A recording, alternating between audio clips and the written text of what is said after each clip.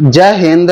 आप सभी का स्वागत है आपके अपने YouTube चैनल संभवम क्लासेस में। देखेंगे हम लोग बिहार बोर्ड मैट्रिक परीक्षा 2027 में। कब? 2027 में जो एग्जाम होने वाले हैं 10वां का, उसमें मैथ से कौन कौन से प्रश्न पूछेंगे, उसी सब प्रश्नों को हम लोग क्या कर रहे हैं, हल कर रहे हैं। और ये कौन सा सीरीज है? ये है प्रचंड सीरीज। और प्रचंड सीरीज का एपिसोड नंबर कौन सा है?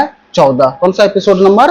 14। जो तक अभी तक एपिसोड नंबर 13 तक नहीं देखे हैं, प्ले लिस्ट में उपलब्ध है, वहां से आप लोग कोचिंग कर सकते हैं, जाकर के देख सकते हैं। ठीक है, तो देखते हैं एपिसोड नंबर 14 का क्वेश्चन नंबर पहला क्या कहता है। ठीक है, देखेंगे। इससे पहले मां सरस्वती का कोचिंग मान लेते हैं, आशीर्वाद ले लेते हैं। ठीक है, जो कि हम लोग इसे विद्या की देवी मानते हैं। ठीक है, तो देखते हैं क्वेश्चन नंबर पहला क्या कहता है। कहता है कि सिद्ध करें कि बिंदु है 5, -2, 6, 4 और 7, -2 एक समद्विबाहु त्रिभुज है। कैसा त्रिभुज है? समद्विबाहु त्रिभुज। अच्छा, समद्विबाहु त्रिभुज का मतलब, कहने का मतलब क्या हुआ? ठीक है, देखेंगे।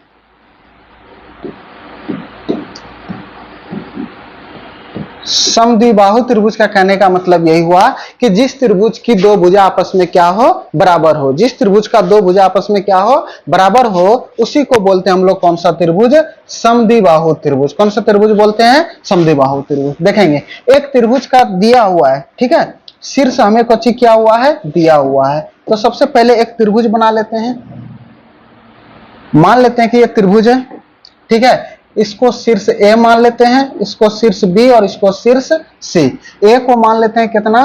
5, -2 और बी को कितना मान लेते हैं? 6, 4 और सी को कितने मान लेते हैं? 7, -2। ठीक है, ये त्रिभुज का शीर्ष दिया हुआ है, जो कि हम इसको कॉपी कर लिए, मान लिए। अब हम क्या करेंगे? यहाँ ए बी की दूरी ज्ञात करेंगे, फिर बी सी की दूरी ज्ञात करेंगे, फिर AC की क्या करेंगे? दूरी ज्ञात करेंगे। अगर इसमें दो भुजा बराबर हुआ और तीसरी भुजा बराबर नहीं हुआ, तब ये हमारा कौन सा त्रिभुज? समद्विबाहु त्रिभुज। कैसा त्रिभुज? समद्विबाहु त्रिभुज। अगर तीनों भुजा बराबर आ गए तब क्या बोलेंगे? समबाहु त्रिभुज। अगर तीनों भुजा बराबर नहीं आए तो कौन सा त्रिभुज बोलेंगे? विषमबाहु त्रिभुज। ठीक है, अगर यहां पर दो भुजा के वर्गों का योग तीसरे भुजा के वर्ग के आपस में बराबर होता है तो उसको क्या बोलते हैं? समकोण त्रिभुज। ठीक है, तो देखते हैं इसे हम लोग कोची करते हैं, इसे हल करते हैं। तो सबसे पहले ए बी का दूरी ज्ञात कर लेंगे। ठीक है, मान लेते हैं कि ये बिंदु ए है और ये बिंदु क्या है? बी है। यहां से यहां तक का हमें क्या ज्ञात करना है? दूरी। ए का निर्देशांक कितना माने हैं? 5, -2 और बी का निर्देशांक कितना माने हैं? 6, 4। ठीक है, अब इसको मान लेते हैं x1, इसे मान लेते हैं y1, इसे मान लेते हैं x2 और इसे मान लेते हैं y2। कोई दिक्कत यहां तक में नहीं। ठीक है, अब देखेंगे। अब यहां से AB का दूरी बराबर सूत्र लिखेंगे। तो दूरी बराबर सूत्र क्या होता है? x2 माइनस का x1 का होल स्क्वायर और प्लस का y2 माइनस y1 का कुछ हो जाएगा होल स्क्वायर, और इसी पर क्या रहेगा? Under root. यही होता है हमारा सूत्र। अब देखेंगे, तो हमें AB का कुछ ज्ञात करना है, दूरी।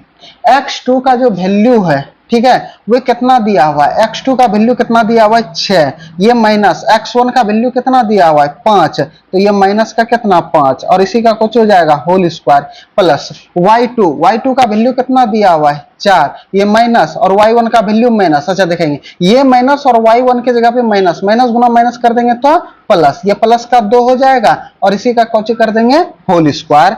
तो यहां से लिखेंगे क्या? AB बराबर 6 में 5 गए कितना? 1, 1 का स्क्वायर, 4 2 6, ये किसका स्क्वायर? 6 का स्क्वायर। तो ये AB बराबर कितना हो जाएगा? 1 का स्क्वायर करेंगे 1 और 6 का 36, क्योंकि 6 का स्क्वायर करेंगे तो कितना हो जाएगा? 36।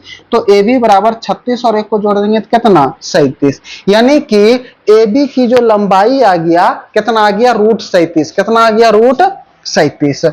अब हमें ज्ञात करना है किसकी दूरी को? BC दूरी को। किसको ज्ञात करना है? BC दूरी को हम लोग कोची करेंगे, अब ज्ञात करेंगे। तो यहां से लिखेंगे। ठीक है, देखेंगे किसके बराबर लिखेंगे? ये बिंदु मान लेते हैं B और ये बिंदु मान लेते हैं C। अब B का निर्देशांक दिया हुआ है कितना? 6, 4 और C का निर्देशांक दिया हुआ है कितना? 7, -2। अब इसे x1 और इसे y1, इसे x2 और इसे y2। अब BC का दूरी बराबर सूत्र ज्ञात करना है। क्या बार बार सूत्र लिखना है? एक बार लिख चुके हैं, ठीक है। x2 माइनस x1, तो ये 7 माइनस 6 का कुछ हो जाएगा होल स्क्वायर, प्लस y2 कितना है -2, y1 का वैल्यू कितना है 4, तो ये हो जाएगा इसका होल स्क्वायर पर क्या हो जाएगा अंडर रूट। तो BC बराबर 7 में 6 गया कितना 1, 1 का स्क्वायर, -2 और -4 मिलकर के कितना -6 का कुछ हो जाएगा होल स्क्वायर। होगा हमारा, होगा कि नहीं? ठीक है, देखेंगे तो यहां से लिखेंगे BC बराबर 1 का स्क्वायर 1, और माइनस को 2 बार गुना करेंगे तो किसमें परिवर्तन? प्लस में। किसमें परिवर्तन? प्लस में। और 6 को 2 बार गुना कर देंगे, 6 का 36, और इसी पर कुछ रहेगा अंडर रूट। तो ये BC बराबर अंडर रूट कितना हो जाएगा 37। कितना हो जाएगा 37। अब BC का दूरी ज्ञात कर लिए। अब हमें ज्ञात करना है AC का। किसका? ये AC जो दूरी है, मान लेते हैं कि ये बिंदु A और ये बिंदु क्या है C, ठीक है। A का कितना है 5 कोमा माइनस का 2, और C का कितना है 7 कोमा माइनस का 2। अब हमें AC, इसको x1 मान लिए, इसको y1 मान लिए, इसे x2 मान लिए, और इसे क्या मान लिए y2, ठीक है। अब यहां से AC बराबर दूरी बराबर सूत्र लिखना है, तो x2 माइनस x1, तो 7 माइनस 5 का क्या हो जाएगा होल स्क्वायर, अब प्लस y2 का वैल्यू -2, y1 का वैल्यू -2, और सूत्र का माइनस, और तुम माइनस गुना माइनस कर देंगे तो किसका साइन प्लस का 2 हो जाएगा, और इसी का कुछ हो जाएगा होल स्क्वायर, इसी पर क्या रहेगा अंडर रूट। तो ये AC बराबर 7 में 5 गए कितना 2, 2 का स्क्वायर और प्लस, ये माइनस ये प्लस, प्लस माइनस माइनस, 0 का स्क्वायर करेंगे तो क्या आएगा 0 ही आएगा। तो ये AC बराबर कितना हो जाएगा 2 दूना 4, और इसी पर कुछ ही रहेगा अंडर रूट, क्योंकि 0 को जोड़ो या तो घटाओ को फर्क पड़ेगा नहीं। अब 4 का वर्गमूल कितना 2, AC बराबर कितना आ गया 2। अब देखेंगे इसमें से 2 भुजा आपस में बराबर आया। कौन कौन सी भुजा बराबर आया? एक तो आया AB बराबर का BC, ठीक है, AB और BC, और लेकिन बराबर नहीं है कौन सा AC। इसमें 2 भुजा बराबर है, तीसरा भुजा बराबर नहीं है। लिखेंगे अतः ये समद्विबाहु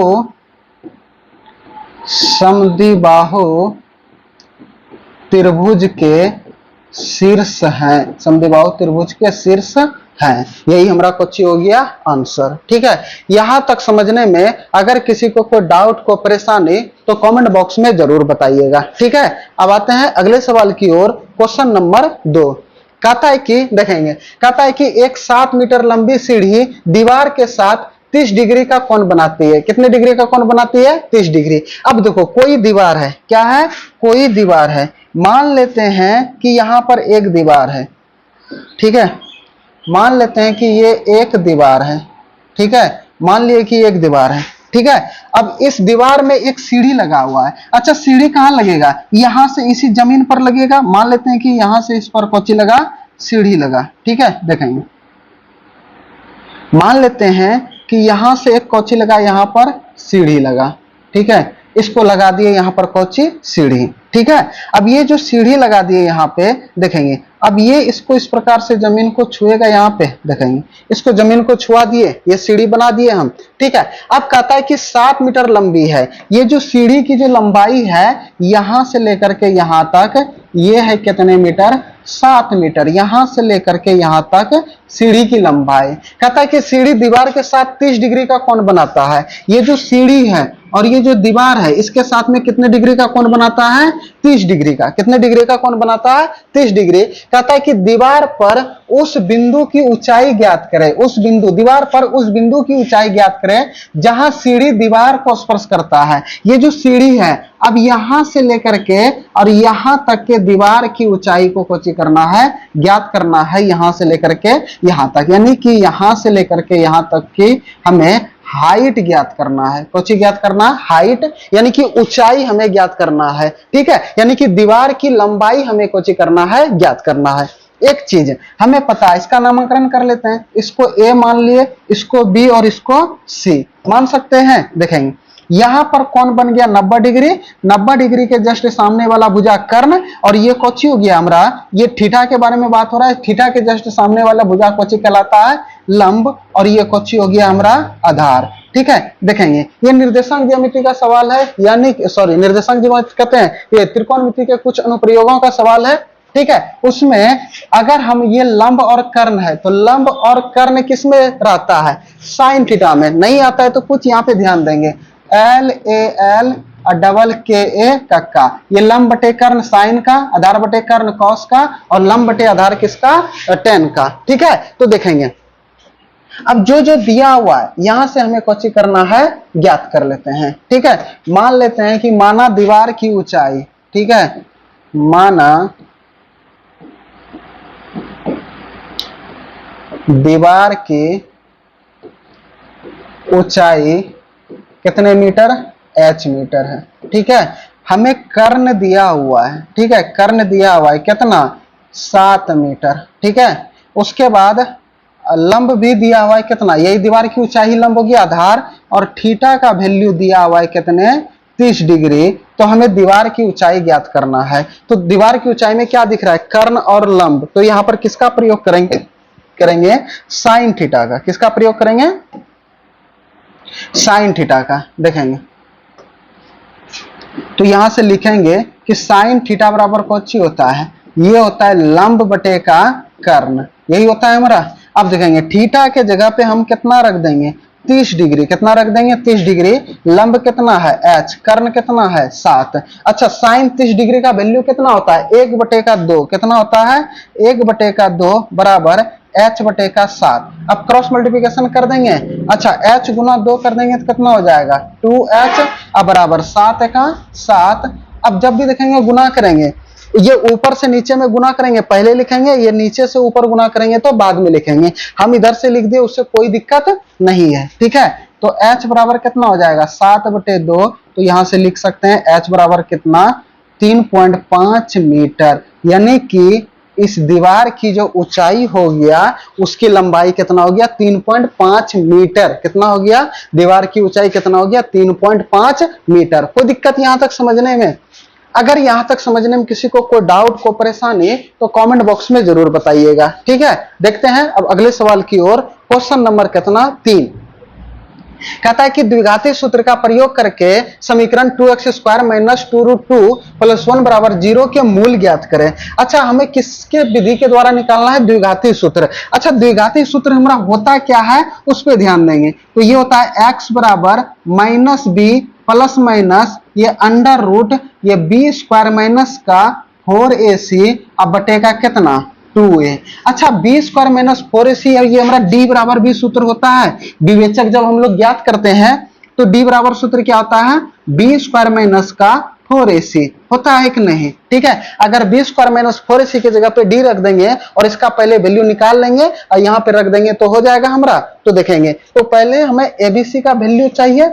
ठीक है, तो समीकरण हमारा क्या दिया हुआ है, 2x² माइनस का 2√2x और प्लस का 1 बराबर का 0। अब हमें एबीसी का वैल्यू चाहिए। तो a का वैल्यू कितना, प्लस का 2, b का वैल्यू कितना, माइनस का 2√2 और c का वैल्यू कितना, प्लस का 1। ठीक है, अब इस सूत्र की मदद से हम यहाँ पे कुछ कर लेंगे, बना लेंगे। ठीक है, तो इसी सूत्र को यहाँ पर कुछ कर देंगे, लिख देंगे। ठीक है, आपका मर्जी, आप बना सकते हैं, पहले b² माइनस 4ac का वैल्यू निकाल सकते हैं, और नहीं भी निकालेंगे तो कोई दिक्कत नहीं है। ठीक है, देखेंगे अब यहां से लिखेंगे, क्या लिखेंगे, ठीक है, कि x बराबर माइनस और b के जगह पे माइनस का 2√2, क्योंकि b का वैल्यू यही है ना, प्लस माइनस ये अंडर रूट b का वैल्यू कितना, माइनस का 2√2 का कोची हो जाएगा, होल स्क्वायर होगा। अब माइनस का 4 इंटू ए का वैल्यू 2 और सी का वैल्यू कितना है 1, और बटे का यहाँ पे 2 गुना कितना हो जाएगा, 2। लिख सकते हैं इस प्रकार से।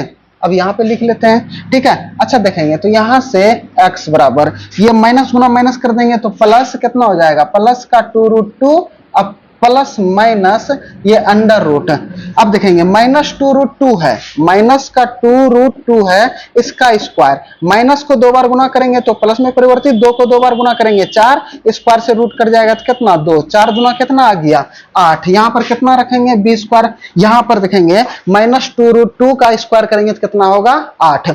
देखेंगे कैसे, ये माइनस को 2 बार गुना करेंगे तो प्लस में परिवर्तित, और यहाँ पे गुना का साइन है तो देखेंगे, और नहीं तो यहाँ पे ध्यान देंगे जिसका जोड़ा लगता है वो घर के बाहर, जिसका जोड़ा नहीं लगता है वो घर के अंदर में। इसका मतलब है 2 2 गो होगा तो 2 दूना 4, और एगो 2 होगा तो 4 दूना 8 होगा ना हमारा। तो 8 स्क्वायर से रूट कर जाएगा तो क्या बचेगा 8। अब माइनस 4 दूना 8 है कहाँ 8, यहाँ पे कितना आ गया 8, अब बटेगा 2 दूना 4 होगा हमारा।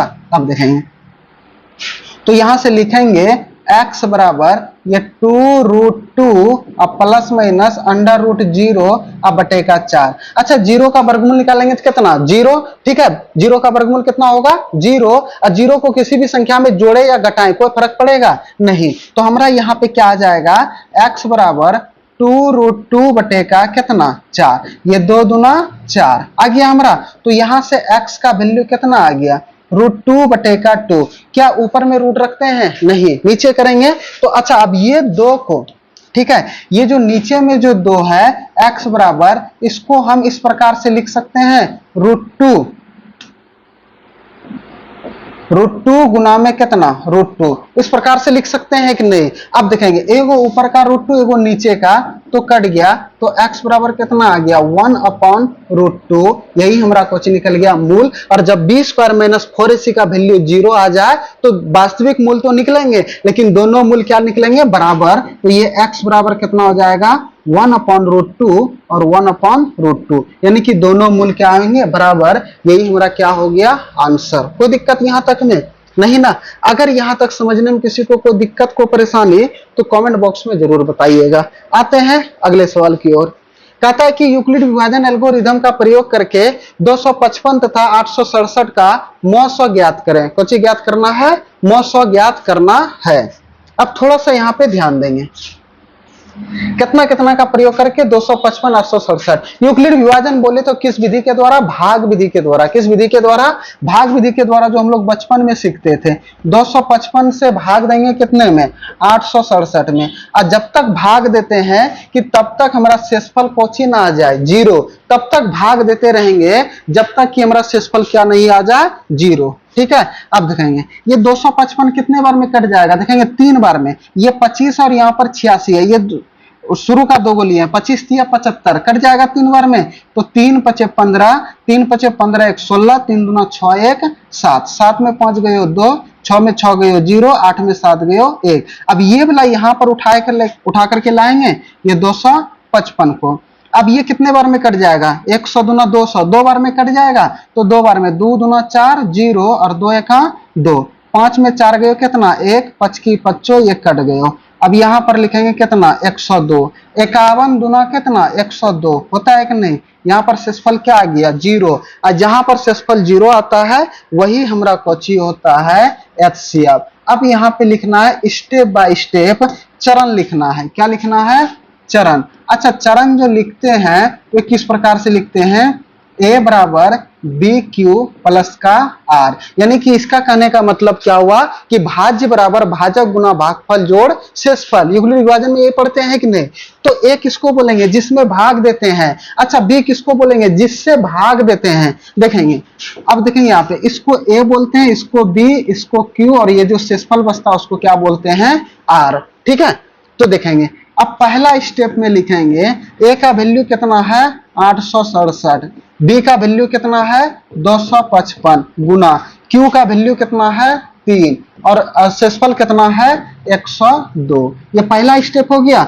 अब दूसरा स्टेप में देखेंगे, दूसरा स्टेप में A का वैल्यू कितना 255 बराबर, अच्छा B का वैल्यू कितना 102 गुना Q का वैल्यू कितना 2 और शेषफल कितना 51, ठीक है। अच्छा, तीसरा स्टेप में क्या लिखेंगे, अब यहाँ A का वैल्यू कितना 102, अच्छा Q का वैल्यू कितना B का वैल्यू कितना 51, Q का वैल्यू 2 और शेषफल कितना आ गया 0। तो इसका जो HCF निकला वे कितना निकला 51। यही हमारा क्या हो गया आंसर, ठीक है। यही क्या हो गया हमारा आंसर। इतना सा लिख दीजिएगा, आपको एग्जाम में 2 नंबर मिल जाएंगे, कोई दिक्कत नहीं ना। अब आते हैं इस एपिसोड का क्वेश्चन नंबर लास्ट, ठीक है, यानी कि 5वां नंबर क्वेश्चन। कहता है कि 2 क्रमागत धनात्मक पूर्णांक का गुणनफल कितना है 306 है। कितना है 306 है। संख्याएं ज्ञात कीजिए। कुछ ज्ञात करना है, संख्याएं ज्ञात करना है। ठीक है, ध्यान देंगे यहाँ पे। कहता है कि दो क्रमागत, क्रमागत का मतलब कौची होता है, लगातार। क्या होता है, लगातार। लगातार मतलब क्या, जैसे एक, एक के बाद क्या आएगा, दो, दो के बाद तीन, तीन के बाद चार, चार के बाद पांच, पांच के बाद कितना, छह। ऐसी दो धनात्मक पूर्णांक को गुना करना है, वो भी लगातार, उसका गुणनफल कितना पुरना चाहिए, 306। जैसे कि अगर हम दो धनात्मक पूर्णांक लेते हैं, एक 4 लेते हैं और एक 5 लेते हैं, ये दोनों को गुना कर दिया तो कितना पुर गया, 20। उसी प्रकार ऐसी दो संख्या लेंगे जो कि लगातार होना चाहिए, और उसी दोनों संख्याओं को गुना करेंगे जो कि कितना पुरेगा, 306। कितना पुरेगा, 306। अच्छा देखेंगे, लगातार बोला है, लगातार जैसे कि एक बोला है तो दो, तीन, चार, इसी को लगातार बोलते हैं ना। जैसे एक के बाद दो लाने के लिए कितना जोड़ना पड़ा, एक, अब फिर कितना जोड़ना पड़ा, एक, यानी कि अगला पद लाने के लिए सभी में कितना जोड़ना पड़ता है, एक एक। अगर मान लो कि हमारा पहला संख्या नहीं के पता, पहले संख्या मान लेते हैं x, कितना मान लेते हैं x, तो दूसर का संख्या कौची हो जाएगा, x + 1, क्योंकि लगातार बोला है ना। और इसी दोनों को आपस में गुना कर देंगे जो कि कितने के बराबर हो जाएगा, 306 के बराबर। और यहां से हमारा कौची बन जाएगा, समीकरण। और समीकरण को भी किसी भी विधि से निकाल लेंगे, x का वैल्यू कौची हो जाएगा, निकल जाएगा। तो देखेंगे यहां से लिखेंगे, क्या लिखेंगे कि माना पहला धनात्मक पूर्णांक कितना, x, तथा दूसरा धनात्मक पूर्णांक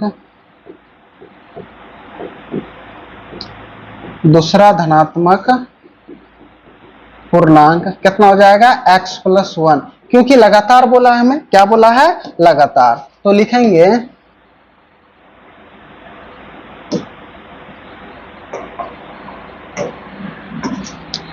यहां पे कि दो क्रमागत धनात्मक पूर्णांकों का गुणनफल, ठीक है, दो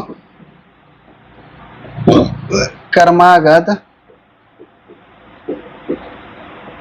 धनात्मक पूर्णांकों का गुणनफल, ठीक है, गुणनफल कितना दिया हुआ है, 306, ठीक है। अच्छा पहला कितना निकला, x, दूसरा कितना निकला, x + 1, इसी दोनों को गुना करेंगे जो कि कितना पुर जाएगा, 306 पुरेगा हमारा। तो x गुना x कर देंगे तो कितना, x स्क्वायर, x गुना 1 कर देंगे तो x बराबर का कितना, 306। अब ये 306 प्लस में इधर आकर के किस में, माइनस में, x square plus x minus का कितना, 306 बराबर का 0। अच्छा अब इसके आगे हम लोग इसको किस विधि से बना सकते हैं, गुणनखंड विधि से बना सकते हैं, आसान रहता है थोड़ा सा, ठीक है। गुणनखंड विधि का सबसे पहले क्रिया क्या होता है कि प्रथम पद और अंतिम पद को आपस में क्या करना है, गुना करना है। क्या करना है, गुना।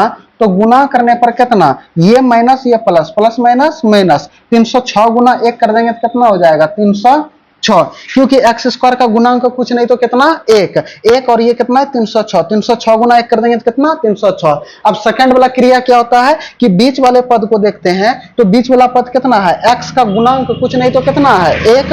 और अब यहां पर बोलते हैं क्या कि जोड़ने या घटाने पर, क्या बोलते हैं इसको, जोड़ने या घटाने पर कितना पुरना चाहिए, प्लस का 1। अब थोड़ा सा ध्यान देंगे, अब इसी 306 से ऐसी दो संख्या निकालेंगे जो कि गुना करने पर -306 पुरना चाहिए, और उसी दोनों संख्या को जोड़ेंगे और घटाएंगे तो कितना पुरना चाहिए, 1। कितना पुरना चाहिए, 1, ठीक है। अब थोड़ा सा ध्यान दीजिएगा कि बड़का साइन किसका होगा, छोटका साइन किसका होगा। गुना करने पर माइनस का साइन आ रहा है, इसका मतलब एक प्लस होगा दूसरा माइनस होगा, तब ना प्लस माइनस गुना करेंगे तो माइनस होगा, ठीक है। अब दूसरी बात क्या है कि जोड़ने घटाने पर प्लस का साइन आ रहा है, इसका मतलब बड़का साइन प्लस का, छोटका साइन किसका, माइनस का। अब 306 से ऐसी दो संख्या निकालेंगे, हमको नहीं क्या पता, तो ये 306 का अभाज्य गुणनखंड कर लेंगे। कौन सी कर लेंगे, अभाज्य गुणनखंड। 2 से 2 एका 2, 2 पंचे 10, 2 तिया 6, 3 से 3 पचे 15, 3 एका 3, 3 से 17 तिया 51। अब कटने वाला है नहीं, 2 तिया 6, 6 तिया 18, 18 गुना 17 करेंगे तो हमारा 306 पुर जाएगा, और 18 में 17 घटाएंगे तो कितना पुरेगा, 1 पुरेगा कि नहीं, ठीक है। तो बड़का साइन प्लस का, छोटका साइन किसका, माइनस का। तो अब यहां से लिख सकते हैं कि ये एक्स स्क्वायर अब प्लस का कितना, 18x माइनस का कितना, 17x, ठीक है। और ये माइनस का कितना, 306, और ये बराबर का कितना, 0, ठीक है। इधर आप हल कर लेते हैं थोड़ा सा।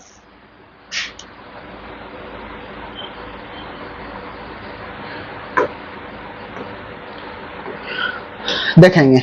अब यहाँ पे कॉमन लेंगे, क्या करेंगे, कॉमन। कहां से कहां तक कॉमन लेंगे, यहां से लेकर के यहां तक और यहां से लेकर के यहां तक कॉमन लेते हैं। अब इन दोनों में से कॉमन क्या आएगा, ठीक है, इसमें x है तो इसमें भी x है, x बाहर आएगा। इसमें 18 है तो इसमें 18 नहीं है, क्या 18 बाहर आएगा, नहीं। तो देखेंगे कॉमन जो आएगा हमारा क्या आएगा, x, और बचेगा कितना, x प्लस का 18। देखेंगे कैसे कैसे बचा।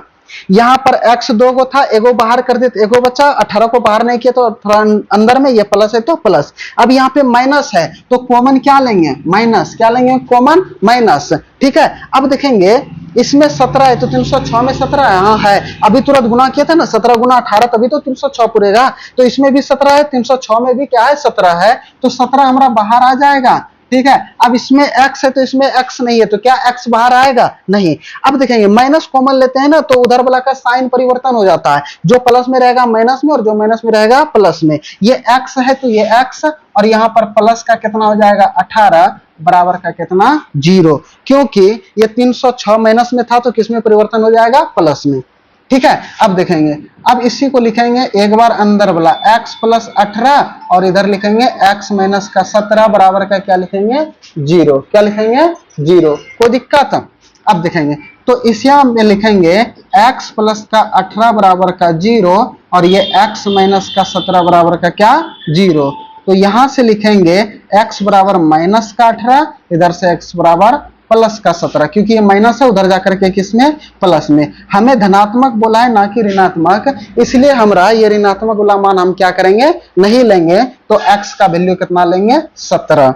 तो हमें बोला है कि वे संख्या ज्ञात कीजिए, वे कौन करना है, संख्या ज्ञात करना है। तो देखेंगे पहला संख्या हमने क्या माने थे, पहला संख्या क्या माने थे, x, x का वैल्यू कितना निकला, 17। और दूसरा संख्या क्या माने थे, दूसरा संख्या क्या माने थे, x प्लस 1, तो ये कितना हो जाएगा, 17 प्लस 1 बराबर का कितना हो जाएगा, 18, ठीक है। तो एक संख्या 17 आया और दूसरा संख्या कौन सी आया, 18, ठीक है। यहां तक समझने में अगर किसी को कोई डाउट, को परेशानी, तो कमेंट बॉक्स में जरूर बताइएगा, ठीक है। तो आज इतना ही। तो आप लोग अगर हमारे चैनल पर नए हैं, ठीक है, अगर आपको वीडियो देखने में किस प्रकार से लगा, सवाल समझ में आए कि नहीं आए, कमेंट बॉक्स में जरूर बताइएगा, और वीडियो को दोस्तों में शेयर जरूर कर दीजिएगा, और एक लाइक भी जरूर कर दीजिएगा, ठीक है। तो आज इतना ही। तो आप लोग देखते रहिए, हंसते रहिए, मुस्कुराते रहिए। फिर मिलते हैं अगली एपिसोड में। जय हिंद।